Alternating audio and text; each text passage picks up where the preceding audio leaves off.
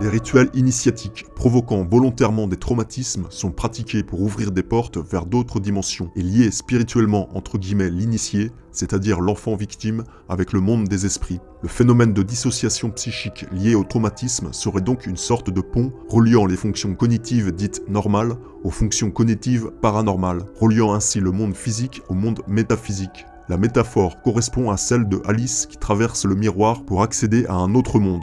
Une fracturation psychique et spirituelle qui crée une ouverture vers une autre dimension de l'être humain. Le processus de dissociation est la base de toutes les pratiques spirituelles visant à accéder à d'autres dimensions, de la médiumnité jusqu'au dit voyage astral. Et les sociétés secrètes de type maçonnique étudient et enseignent ces choses-là. L'exploration du lien entre le phénomène de la dissociation et le phénomène de la possession démoniaque peut poser un certain problème qu'il faut savoir dépasser. En effet, les cliniciens et autres thérapeutes qui travaillent sur la psychotraumatologie et la dissociation ont déjà beaucoup de mal à faire reconnaître de manière crédible la réalité des troubles dissociatifs sans avoir en plus à devoir être liés à l'image du monde entre guillemets archaïque, sauvage et primitif des guérisseurs indigènes traditionnels et autres exorcistes chassant les démons. Pourtant, ces deux mondes sont indissociables pour avoir une bonne compréhension du sujet. Dissociation et possession font partie intégrante des traditions religieuses pré-industrielles et même antiques. Le monde de la médecine moderne aurait beaucoup à apprendre du monde des guérisseurs traditionnels, particulièrement dans le domaine psychiatrique. Le côté spirituel des troubles de la personnalité est généralement négligé par les thérapeutes et raillé par les esprits cartésiens qui critiqueront rapidement le sujet de la démonologie, reléguant cela à de la diablerie superstitieuse, le vestige d'un obscur passé moyenâgeux.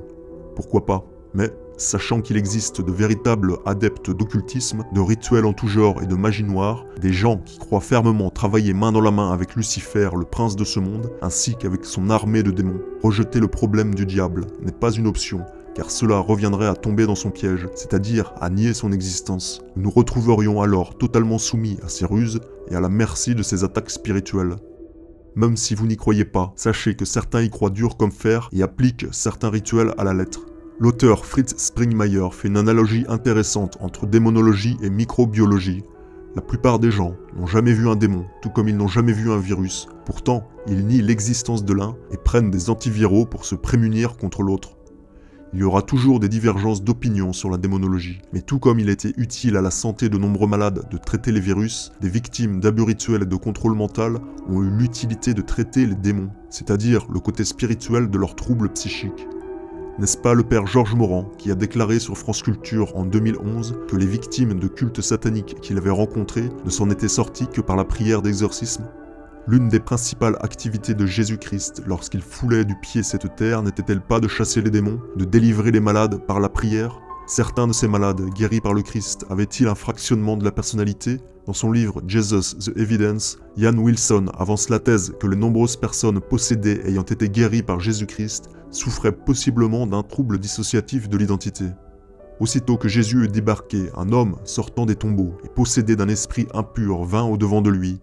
Il avait sa demeure dans les tombeaux, personne ne pouvait plus le lier, même avec une chaîne, car souvent il avait eu les fers aux pieds et avait été lié de chaînes. Mais il avait rompu les chaînes et brisé les fers, et personne n'avait la force de le dompter. Il était sans cesse, nuit et jour, dans les tombes et sur les montagnes, criant et se meurtrissant avec des pierres. Il vit Jésus de loin, accourut, se prosterna devant lui et s'écria d'une voix forte. « Que me veux-tu, Jésus, fils du Très-Haut? Je t'en conjure, au nom de Dieu, ne me tourmente pas. » Car Jésus lui disait « Sors de cet homme, esprit impur. » Et Jésus lui demanda « Quel est ton nom? »« Légion est mon nom, lui répondit-il. Car nous sommes plusieurs. » Le possédé répond à Jésus-Christ qu'il est légion et qu'ils sont plusieurs. Est-ce une armée de démons? Une personnalité fractionnée en 1000 morceaux? Ou bien un mélange des deux? Quelle que soit la réponse, le Seigneur a délivré et libéré cet homme. Ces deux phénomènes, que sont le trouble dissociatif de l'identité et la possession, sont très proches l'un de l'autre et se chevauchent parfois pour sembler même se confondre. Il est donc difficile d'affirmer que tous les cas de possession démoniaque relèvent systématiquement d'un trouble psychiatrique, tout comme d'affirmer que l'intervention d'une entité extérieure n'est qu'une superstition. Dans l'ouvrage The Discovery of Unconscience, la découverte de l'inconscient, Henry Ellenberger a retracé les origines de la psychiatrie dynamique en remontant au monde magique des chamans et des hommes médecine, notamment à travers les rapports historiques de la possession démoniaque en Europe. Il écrit dans son livre que la possession a peut-être disparu, mais elle a été remplacée par la personnalité multiple. Avec l'époque moderne du scientisme, le phénomène de la possession démoniaque a laissé la place à un symptôme psychiatrique peu rationnel, dont aujourd'hui encore, la médecine académique ignore véritablement les tenants et les aboutissants. S'agit-il de balayer de la main un phénomène dit diabolique, superstitieux, pour le remplacer par un phénomène purement neurologique? Les deux ne sont-ils pas liés? Certains troubles psychiques causés par des fractures traumatiques ne pourraient-ils pas provoquer une, entre guillemets, ouverture pour des entités extérieures? Mais cherche-t-on réellement à connaître la cause profonde de ces troubles de la personnalité?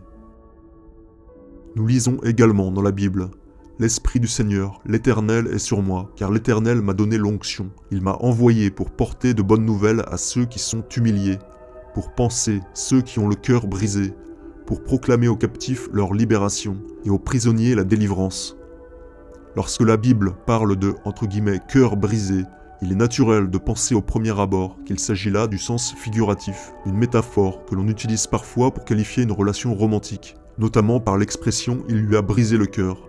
Mais tout comme Jésus-Christ a déclaré « mangez, ceci est mon corps, buvez, ceci est mon sang », cette expression de « cœur brisé » n'a rien de figuratif ou de symbolique. Voici ce qu'explique John Eldredge à ce propos. Lorsque Ésaïe parle du cœur brisé, Dieu n'utilise pas une métaphore. En hébreu, cela se dit leb shabar, leb pour cœur et shabar pour casser. Ésaïe utilise le mot shabar pour décrire un buisson dont les brindilles sèches sont brisées. Il utilise également ce terme pour décrire les idoles de Babylone couchées et brisées au sol, tout comme une statue se brise en 1000 morceaux lorsque vous la jetez au sol, ou encore pour décrire un os brisé. Ici, Dieu parle de façon littérale. Il dit « Ton cœur est en morceaux, je veux le guérir ». Le mot hébreu, leb, en plus de signifier cœur, peut également se traduire par esprit, âme ou conscience. Les théologiens nous disent que dans le Nouveau et l'Ancien Testament, les références à l'esprit, l'âme et le cœur se rapportent à une seule et même chose, ce qui signifie que dans Ésaïe, le cœur brisé équivaut à la conscience brisée ou à l'esprit brisé, littéralement fractionné en 1000 morceaux. S'agit-il d'une référence à une dissociation, à un fractionnement de la personnalité? Notons que dans l'Ancien Testament, le mot hébreu qui désigne le mal est « ra » de la racine « ra'a », un mot qui signifiait également briser, casser, mettre en morceaux.